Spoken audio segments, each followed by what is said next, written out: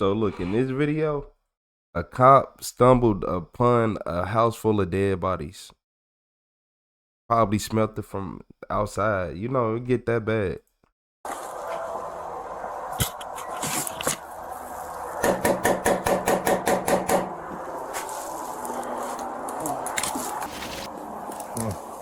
And these people you said come after Hurricane? This is Enoch Police Department patrol officers, Officer Humphreys and Officer Roy, responding to a welfare call at a house in Enoch, Utah. They're on the lookout for 40-year-old Torsha Haight. She's in the middle of a divorce and hasn't turned up for an online appointment. The person who she was supposed to have this appointment with ended up contacting the police because they believe that something may have happened to her as a result of the divorce. When the officers arrive at the scene, they receive no response, but feel that something is amiss. When they finally make entry, their fears become a reality. Phoenix City Police Department. Anybody else? We got another one deceased right here.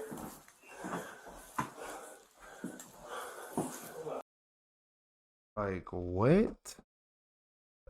On the afternoon of January 4th, 2023, the Enoch Police Department received a call from an unnamed woman who told dispatch that someone known to her, Torsha Haight, had missed an online appointment. Although only an hour had passed, the caller explained that she couldn't get in touch with her via other means. Usually that wouldn't have been a cause for concern, but the thing was, Torsha was going through a divorce with her soon-to-be ex-husband, Michael. The marriage had been on the rocks for a while leading up to the call because Michael had been abusive towards Torsha and allegedly to their eldest daughter, Macy. I ain't gonna Given lie. the circumstances, He looked the fact like that I can tell Torsha by had he looked like he explained to the controlled her. person who eventually called police that she didn't feel safe in Michael's presence and that she had to live in the Look, I ain't gonna lie. I don't trust him because he make everybody in this picture look uncomfortable. I know his testosterone is not radiating right. Like, come on, man.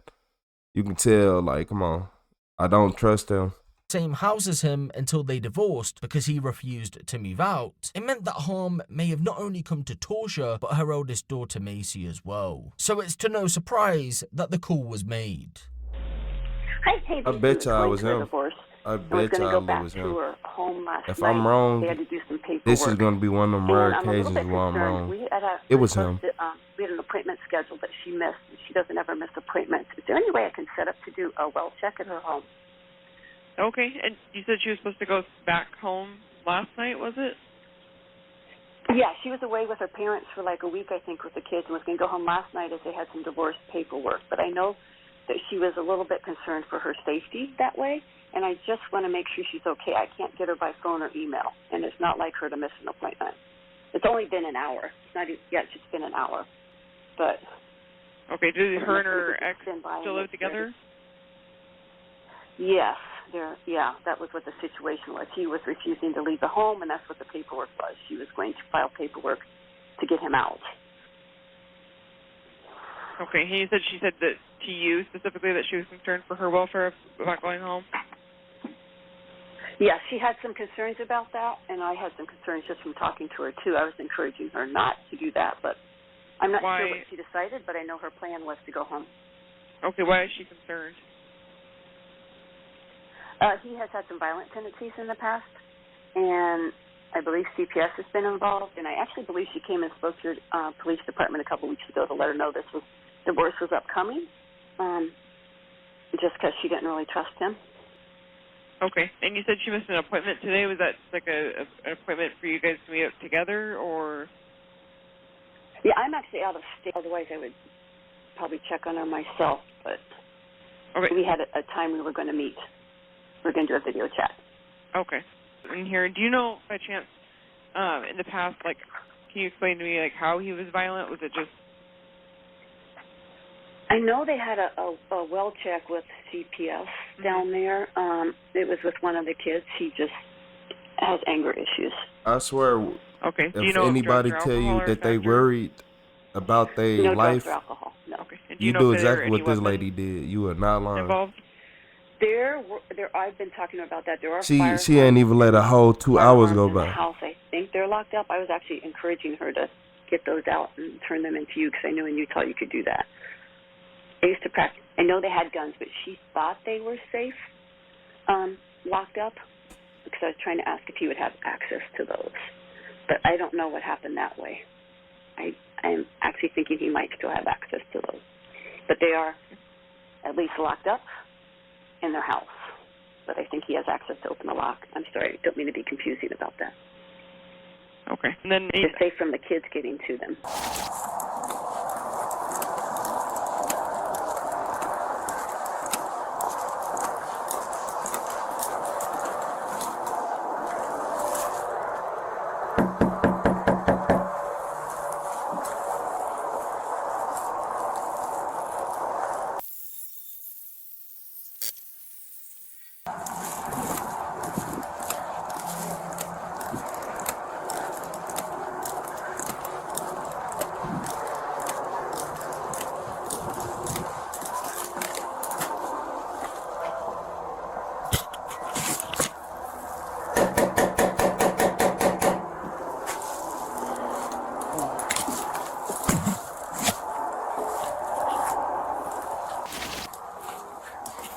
Oh, how did they get inside the house?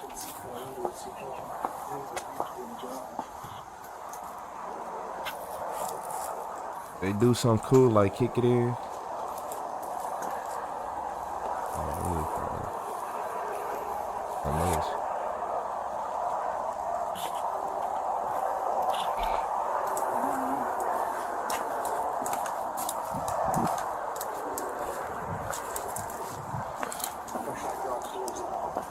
Huh?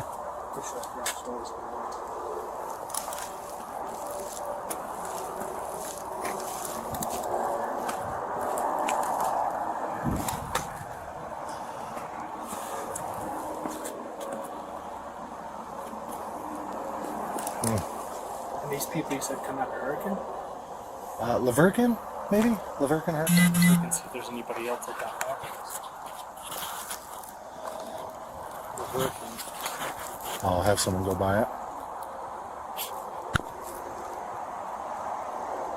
It appeared as if no one was in. No noise could be heard from the property. Just as officers were about to discuss what to do next, they got a call from the Cedar City Police Department stating that Michael had also missed several appointments and hadn't turned up to work. Many of those who worked with Michael were close friends and also knew about the ongoing divorce. What isn't clear is if they were aware of the allegations made against him. With this new information on board, officers Roy and Humphreys became even more concerned. So they decided that they should try and get in touch with other immediate members of the Haight family, their children. 12-year-old Briley, 7-year-old twins Sienna and Eamon, or 4-year-old Gavin. So they reached out to the school district, but there was an issue. The administrator told them that for some reason only Briley was showing up on their system, and it showed that she wasn't present at school. After the call was made, Officer Roy had to leave the scene due to a prior obligation, leaving Officer Humphreys to try and figure out what on earth was going on. Over the course of the next hour or so, he tried various methods in order to make contact with the family, but failed in his endeavor. So he reached back out to Officer Roy and asked him if he knew of any family friends that he could contact to A, try and get hold of any of the family members, or B, gain access to the property to see if anyone was home.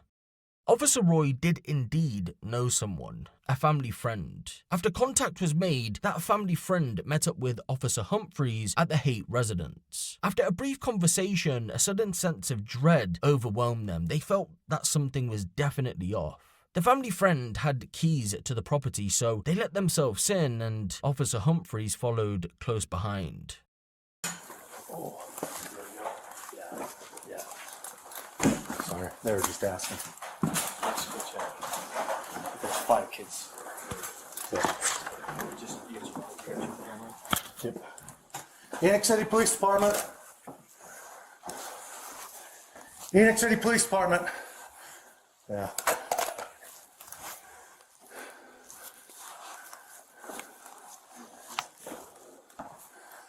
There's gonna be other kids. I got you back.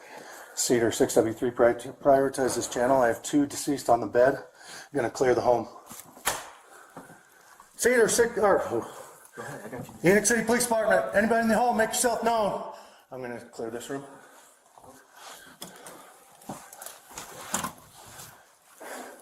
Nobody?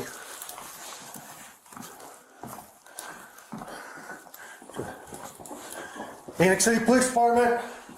Anybody in the house? We got another one deceased right here.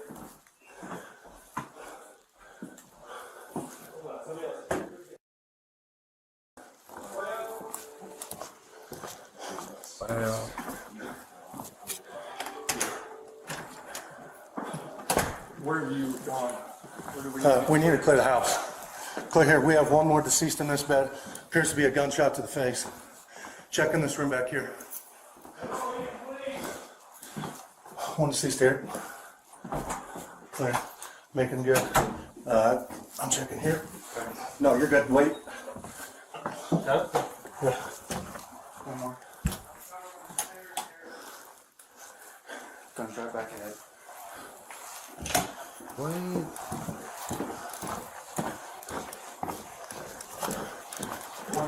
No. Shots to the head. Boys, down here, make yourself known. 2, 4, 6. Hold right there, Chief. Phoenix City Police Department. One more up top. Blood on the bed. Yeah, it makes my head hurt. Like I'm really getting sick. Like he. Bathroom here. Yeah, mess. One more down here. Bathroom's clear.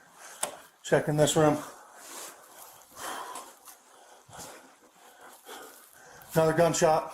Or, sorry, I don't know that, but appears to be. Nope. One more. Gunshot back of the head. Nobody else. Just a vacuum that's gonna fall. Go. Sauna. That way. Lift. Opening. Safes. Got keys in 2 safes down here. Clear here.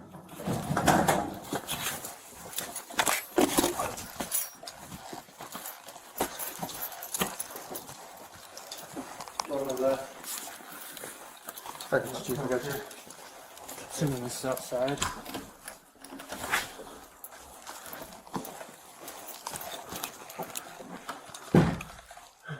That's Got another dead body. This is Michael here. Put it in one door, Chief. Hold on.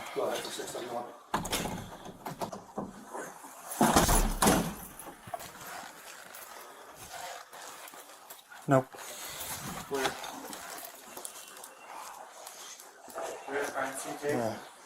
Cedar. Premises is clear.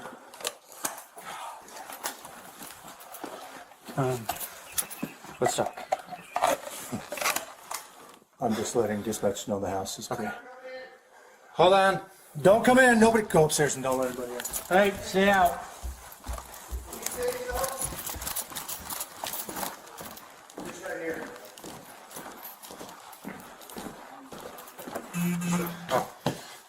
We need crime scene tape. Start fencing off everything. You got some in your car? No. 'Cause I can't. Call Gary.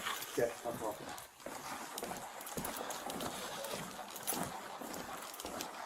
Sierra 60, 6W6, can you notify the county attorney?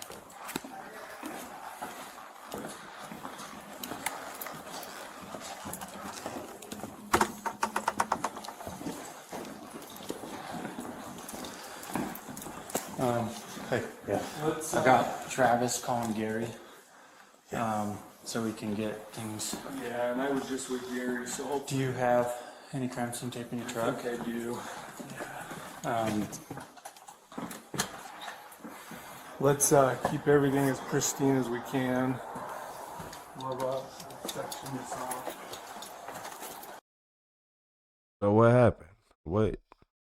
Michael, Torsha, their children, and Torsha's mother, 78-year-old Gail O, were found dead in the home, all with gunshot wounds to the head. Some had been shot multiple times. Once the bodies were located, the patrol officers called in homicide detectives to take over. Upon arrival, they began trying to piece together what exactly went down. Why were there a large number of bodies? Who could have done this to the family? And well, they would get their answers just a few moments later. Next to Michael's body laid a note. Only excerpts have been released. This is nonsense and I can't handle it for one more day. We will not be a burden on society. I kept asking for help and you wouldn't listen. I would rather rot in hell than to put up with another day of this manipulation and control over me. And if that wasn't enough to determine that Michael was behind the shooting and then took his own life, then a deep dive of his internet history was about to solidify it.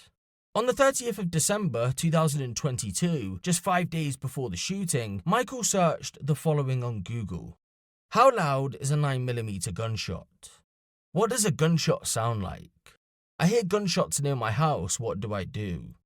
If you heard a single gunshot in your neighborhood at night, would you immediately recognize it as such? Would you either way be alerted enough to call police, or would you chalk it up to being just another sound in the night?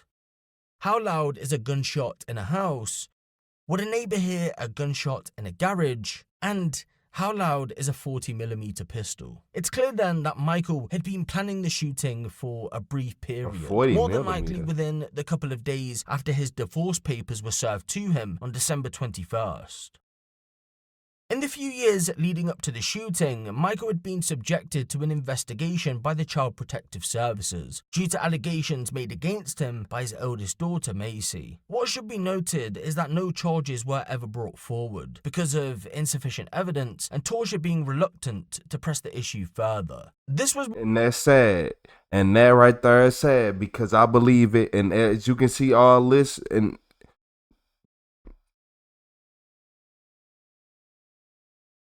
You did all that so you will never have the real truth of how you really are come out, and you just wanted to end it everything on your terms. This dude right here is sick. Not gonna lie to y'all.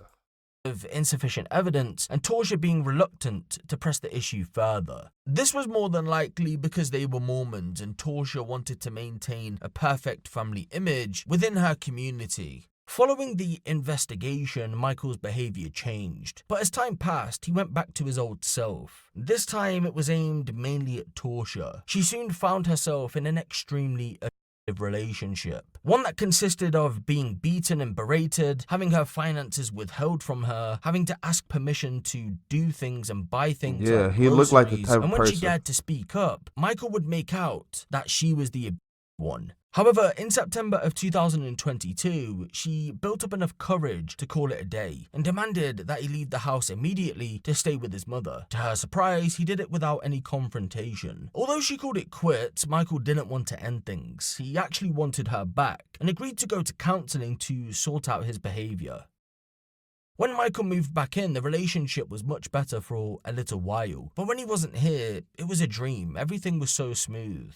So yeah, Michael ended up back in the family home, but Torsha was stronger now, and the minute he started to act up, which wasn't very long after he moved back in, she filed for a divorce, which took place, as you know, on December 21st, 2022. After the divorce papers were served, Michael was said to have begun acting strange, more than likely because he couldn't control the situation, and well, sadly, you know what happened next. Michael Haight would murder his entire family and then took his own life because he couldn't control the situation he was in. And the sad thing about it is, if he just took a step back and actually made an effort to change his behavior, because, you know, he had multiple chances to do so, then he could have had quite literally what he was trying to control. His whole family loved him, but he was, it seems, a ticking time bomb.